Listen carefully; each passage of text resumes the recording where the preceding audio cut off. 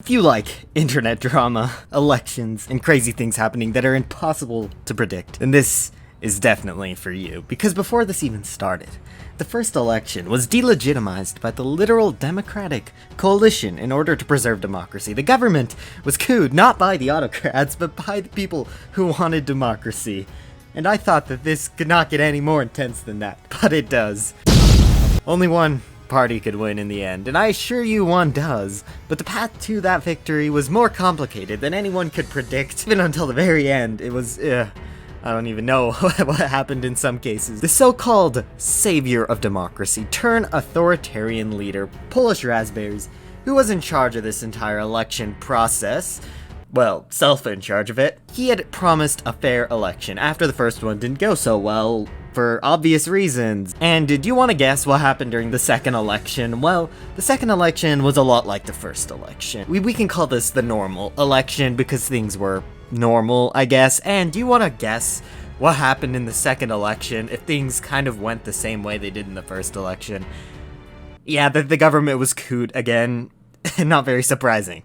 But of course with this, there was a lot of public outrage, because when you coup the government not just once, but when you coup the government again after promising not to coup the government and to have fair elections, then things kind of don't work out so well. If you want to see the prophet of democracy, look at the military dictatorship of Polish Raspberries. He doesn't have any legitimacy, and a united front could easily overthrow him. He's basically MacArthur and Kate Isaac. There was a lot of resistance, more resistance than usual, because there was resistance the first time. Don't get me wrong, but there was still hope because an election was promised. But this time, it seemed like even if there was going to be an election, the same thing would just happen again. And the third election wasn't like the first two elections. The third election started with someone distancing themselves from the entire process. It started with something that would change the entire bounds of the election internally so that the same thing actually couldn't happen, per se. What was this act? What could change everything? Polish Raspberries announced that in order to maintain a fair election, he would step down being a candidate. He would focus on being a third party that oversees the election rather than being someone involved in the election. But, honestly, I think me and a lot of other people almost wished that he was involved in the election because things took a dark turn, you could say. Things started off with the original parties. If you watched the last video, it's not necessary to watch it, but if you did, there were a lot of parties in there, and a lot of those old parties had become outdated at this point. After the first couple elections, things had kind of gone crazy, and the Nationalists from last time had, in a secret meeting that I was part of, which was kind of random for a secret meeting to include, well, I guess I'm kind of was a neutral party in this, but in a secret meeting that I was at, the Nationalists made a coalition. All the parties that could kind of be grouped into one area of some sort of nationalism were created and centered around kind of the leading figure, SHAKSOC. The UP party allied themselves closely with SHAKSOC. All the other nationalists were kind of grouped there because the UP party didn't really have as much traction, but it still had a purpose that'll come up later. It was actually more than just, you know, the movie that I thought it was last time. So we pretty much had SHAKSOC leading one side, and then there was also a more liberal coalition, Decima's Prophet Shadow, the Toast League, and some other interesting ones. They weren't all friends, they had their disagreements. I care for the societal issue, however, so maybe I could oversee the North. You sure are a great politician. But there was an election, and the Toast League, authoritarian Democrats, which I don't even think anyone wants democracy anymore, I guess. So yeah, pretty much everybody's authoritarian, but the Toast League won the most votes, and then followed by SHAKSOC, which was the Nationalist Coalition, just their fancy name, and then the Red Bread Union, communist socialists. You would think that the vote would kind of end things, that after a good debate and a good fair election, that would end things. No.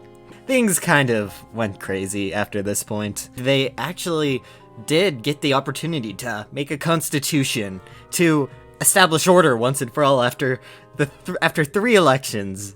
There was some hope of order, but some people didn't agree, specifically the communists in the Red Bread Union. A revolt was started, and more likely than unlikely, allies with SHAKSOC, who decided to start supplying this rebellion. Things started to break out. There was war in the channels. War of words. Things weren't completely lost. The resistance was definitely failing until things took an interesting turn. We can just say that there were some changelings. Finally, with this support, Miniluv, the leader of SHAKSOC, leader of the Up Party, known by many names, were able to enter into the Constitutional Convention, and a standoff ensued. And things were hard, and something would happen that would change the course of this resistance, because Miniluv, the leader of SHAKSOC, was fatally demonetized. And this may have seemed like a good victory for the winning coalition, but this was the opposite. All it did was set up divides in the resistance, and soon the resistance wasn't SHAKSOC and the Red Bread Union. It was only changelings. It was nothing at this point. SHAKSOC, the Nationalists, them too, didn't even really matter, because when you have armies pouring in, nothing really matters at that point. But if you remember the Up Party, either from last video or from mentioning it earlier in this one, the Up Party was not what it seemed to be. The Up Party had a very different role. The Up Party, obviously, with fusionary vision that this would happen, that the government would be overthrown, they knew what they had to do. They had a secret goal all along. Their goal was to go up and away from this chaos. So things happened. People got on a spaceship and left. Yes, I know. That's how this problem was resolved. The democracy failed again, and then people got on a spaceship to resolve their problems. Yes. Discord Wars 2, everybody. Yeah. And what happened to the planet below? Well, changelings. But with everybody leaving, it seemed kind of hopeless. It was very hopeless. People were almost begging Polish to come back and like coup the government again and save things, but that was already past. Something had to be done.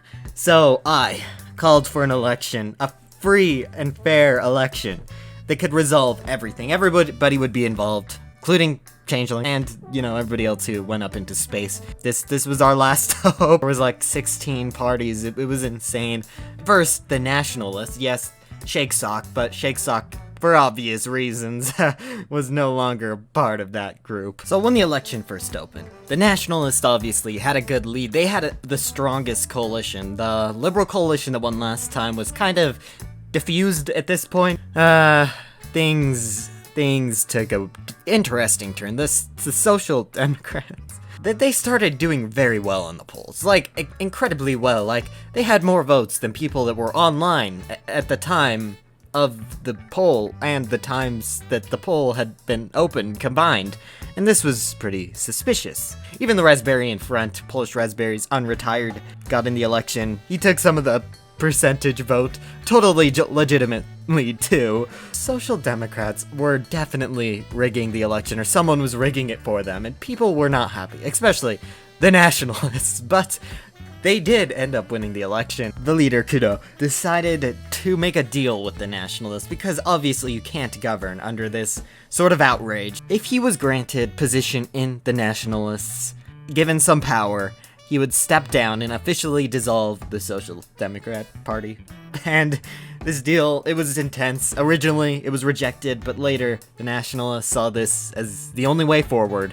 They had to negotiate with the Social Democrats, and then the Nationalists, in the end, came out on top after the Democrats dissolved their government. And finally, there was peace. I really don't know where this will go. This literally all happened while I was asleep. Well, the ending of it. So, things are still happening. Feel free to join if you would like.